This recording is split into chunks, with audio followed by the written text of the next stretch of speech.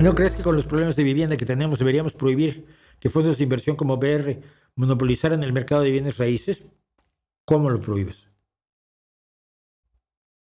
Es decir, si te vas a plantear acabar con el capitalismo, adelante.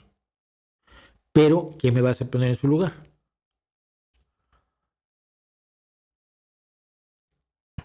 Si tienes una ley antimonopolio, si no funciona en este caso, tienes que tener una ley mejor. Es muy distinto prohibir que BR tenga que 10 casas. Si una familia tiene 11 casas, la familia la vas a tratar igual que a BR.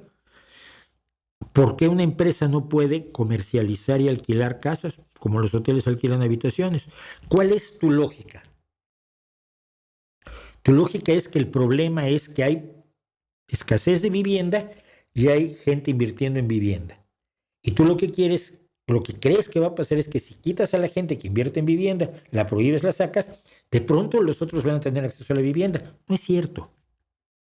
No es cierto. Lo que tienes que hacer es atacar el problema, no el síntoma. Y el problema es darle vivienda digna a la mayoría posible de la gente, y eso solo se logra con inversión pública. Si el Estado puede competir eficazmente ofreciéndole vivienda a las personas a las que desplazan los especuladores inmobiliarios, disminuye el valor de la inversión de los especuladores inmobiliarios y entonces se quitan. Venden sus activos porque les están rindiendo menos de lo que debería. Es decir, les ganas en su propio juego. Pero si actúas autoritaria y populistamente, como ahora Clara Brugada lo quiere hacer en México, ¡ay, vamos a obligar a que un tope a las rentas! Pues esta mujer no vivió cuando había rentas congeladas en México, los edificios cayéndose,